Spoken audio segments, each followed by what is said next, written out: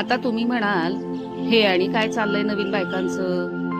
तर आम्ही तयारी करतोय आमच्या मैत्रीण सौ पुष्पलता घोळसे यांच्या 10वीच्या बॅचच्या मित्रमैत्रिणींच्या व्हॉट्सअप ग्रुपच्या गेट टुगेदरची. पण आम्ही ही तयारी का करावी?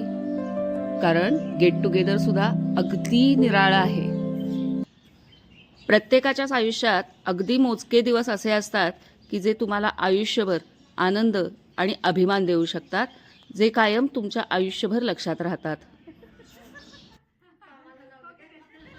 वैयक्तिक आपल्यासाठी खास असणारा हा दिवस आपल्या गावासाठी सुद्धा खास होणार असेल तर, आणि ते सुद्धा अशा लोकांमुळे, अशा लोकांच्या सहभागामुळे ज्यांचा खरं तर त्या गावाशी अर्थाअर्थी काही संबंध नाही.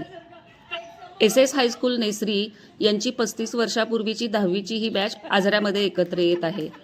त्यामुळे हे गेट टुगेदर नुसतं मित्रमैत्रिणींचं न राहता मानव आणि निसर्गाचं होणार आहे. भन्नाट रान वारा मस्तीत शीळ खाली, मस्तीत शीळ खाली, रानच्या पाखरांची रानात भेट झाली. मी असं का म्हणतीये हे आता तुम्हाला कळेलच. नादच करायचं.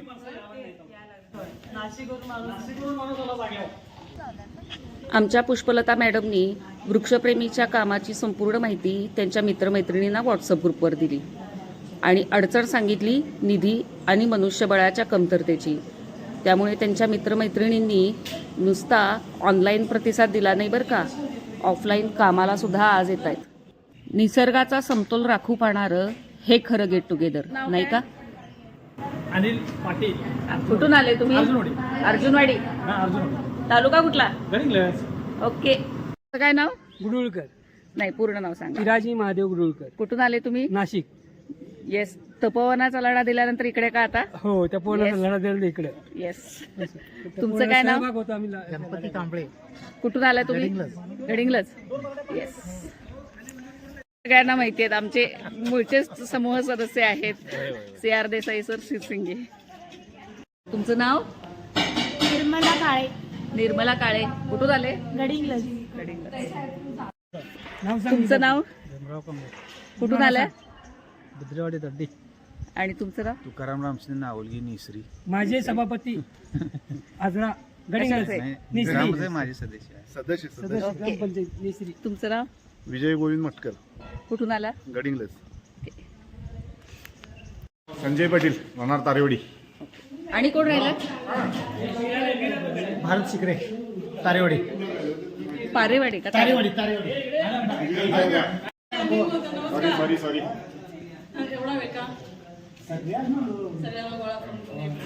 एक मिनिट. नाव सांगा, कुठून आले सांगा. विजय पाटील निसरी. आनंद पाटील तारेवाडी. महेश पाटील पोरेवाडी. ईश्वर नाईक अर्जुनवाडी.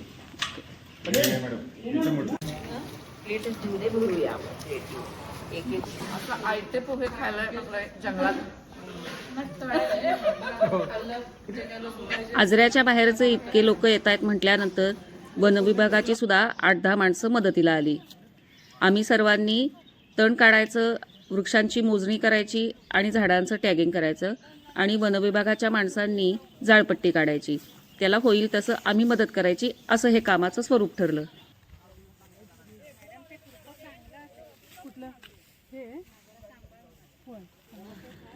$380 झाडाचं तण काढायचं. कामाचा आवाका आणि तो एरिया खूप मोठा, परंतु इतकी माणसे मदतीला आली म्हटल्यानंतर सकाळी 10 वाजताच कामाला सुरुवात झाली.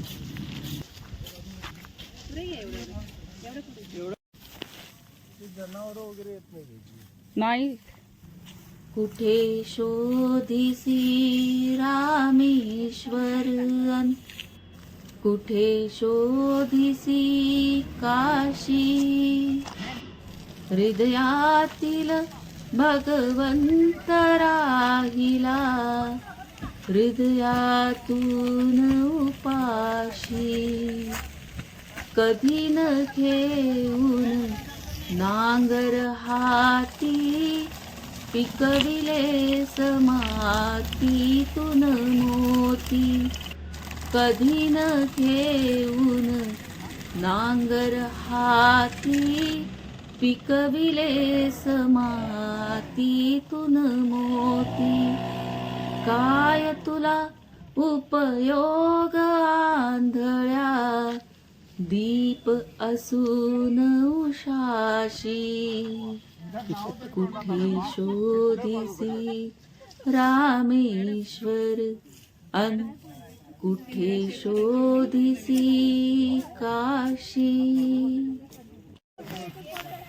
तुमचं नाव आणि गाव? माझं नाव अशोक चिंदके, गाव काळडीवाडी. मी जान्हवी देवकुमार सूर्यवंशी, चंदगड. तुमचं नाव आणि गाव? मी सुलोचना अशोक चिंते, गाव? गाव नेसरी. मी माझं राहते गडिंग्लज. नाव आणि गाव? Sanjay Krishna Patil, Tiwarwadi, taluka Chandgad. Subhash Vibhute sir, CR Desai sir आणि सोनुले सर हे वृक्षप्रेमीतल्या महिलांना हक्कानं आणि कायम गरजेच्या वेळेला मदत करायला उपलब्ध असणारी माणसं. या टोपी घातलेल्या मॅडम दिसत आहेत की नाही? वृक्षप्रेमी समूहाच्या बॅकबोन पुष्पलता घोळसे यांचा काल वाढदिवस झाला. सगळ्या समूहातर्फे, त्यांच्या सगळ्या मित्रमैत्रिणींतर्फे सगळ्यांकडनं हार्दिक हार्दिक शुभेच्छा. आणि मॅडमच्या आवाहनाला प्रतिसाद म्हणून त्यांचे सगळे मित्रमैत्रिणी जवळपास 35 जण 48 जण आलेत. त्यांनी आज सकाळपासून आम्हाला मदत केली आहे. इथं कसं वाटलं तुम्हाला? खूप छान वाटलं. पुष्पानं आम्हाला ज्यावेळेला सांगितलं की असं असं आम्ही वृक्षप्रेमी समूहानं आम्ही झाडं लावलेली आहेत, त्यांचं तण काढण्यासाठी आवाहन केलं होतं तिनं. त्यावेळेला आमच्या ग्रुपमार्फत आम्ही खूप मोठ्या उत्स्फूर्तपणे प्रतिसाद दिला होता आणि त्यातले आम्ही जवळपास सगळेजण आलो. तिथं आल्यानंतर कळलं की पर्यावरण रक्षणासाठी आपण पण काही करणं गरजेचं आहे आणि त्यासाठी आम्हाला इथं बोलवलं, त्याबद्दल थँक्यू. एकंदरीत नियोजन म्हणजे जे आता जवळपास 2 वर्ष आमचं काम चाललंय इथे, ते कामाचं स्वरूप कशा पद्धतीनं चाललंय असं तुम्हाला वाटतंय? जे काम चाललंय ते अतिशय योग्य आणि चांगल्या मार्गाने चाललंय. ह्या रामतीर्थ सारख्या पर्यटन ठिकाणला आपण हे अवलंबले आहे. झाडं वृक्ष सांभाळणे, लावणे हे सोपं आहे, पण सांभाळणे त्यापेक्षाही महाकठीण आहे. आणि ह्या जंगलात ही रोपं वाढवायचं त्यापेक्षाही कठीण आहे. आणि आम्हाला सुद्धा खरोखर समाधान वाटले की आम्ही या झाडांना आज सांभाळण्यासाठी एक 5% का असेना इथं मदत केली. तुमच्या बोलवण्याला प्रतिसाद म्हणून आम्ही आलो, आम्हाला हे काम दिलात त्याबद्दल धन्यवाद. त्या मुलांना खर्च जमा करायचं काम बऱ्यापैकी फिराजीने केलेलं आहे. एकंदरीत तुम्हाला हे काम किती सुनियोजित पद्धतीनं झालंय किंवा काय नियोजन सूचना चांगलं होतं, आहेत चांगलं असं वाटतं वाटतंय? की झाडं हे जगले पाहिजे, काळाची गरज आहे. आपण शहरात ऑक्सिजन विकत घेण्यापेक्षा हा निसर्ग ऑक्सिजन घेणे हे चांगली गोष्ट आहे. आणि तुम्ही झाडांची सेवा करताय हे आमचं खरंच तुमचं भाग्य आहे, आमचं भाग्य आहे की तुम्ही इतकी झाडांची सेवा करता. तुम्ही दुट्या करून एवढं करत जगवताय झाडं. असं जर का प्रत्येकाने हे केलं, एक झाड जगवायचं म्हटलं तर कमीत कमी 10,000 झाडं जगतील. प्रत्येकाने एक झाडं जगवायचं म्हटलं तर. आणि प्रत्येकाने जर एक झाड लावून ते जगवायचं केलं तर अशी लाखो झाड तयार होतील. पण प्रत्येकाने ते अंमलात आणलं पाहिजे, लावण्याची इच्छा ठेवली पाहिजे, ते अंमलात आणलं पाहिजे, तर सगळं होईल. तुमच्या नाशिककरांच्या तपोवनाच्या लढ्याला आमच्या पहिल्यापासून हो, शुभेच्छा होत्याच. नेहमी पाहायचा ताईंचा याच्यावर हो. प्रत्येक हे द्यायचं. शुभेच्छा आमची होत्याच. आम्हाला त्यात इंटरेस्ट घ्यायला आम्हाला अधिकार नव्हता. आम्ही गव्हर्नमेंट कर्मचारी असल्यामुळं आम्हाला त्याच्यात सक्रिय भाग घेणं हे नव्हतं, तर आम्ही बाहेरून पाठिंबा असायचा. येस. काही सूचना आमच्यासाठी? नाही, परत आम्हाला परत कधी बोलवा. आम्ही आमची ज्या तुम्ही ज्या वेळेला काही कार्यक्रम असा पद्धतीचा कराल त्यावेळेला नक्की आम्हाला बोलवा. आम्ही आणि येऊ. दुसरी गोष्ट म्हणजे आमच्या ग्रुपतर्फे म्हणजे खरोखर म्हणजे प्रत्येक यांनी नाही हा शब्द दिला नाही. या किंवा अशा प्रकारच्या कुठल्याही कामामध्ये संलग्न असणाऱ्या प्रत्येक व्यक्तीला याचा आनंद कायमच असणार आहे की हे काम पार पाडण्यासाठी आपला काहीतरी वाटा आहे किंवा नियतीने हे काम पार पाडण्यासाठी आपली निवड केली आहे. हे काम मात्र सुफळ संपूर्ण व्हावं हीच इच्छा.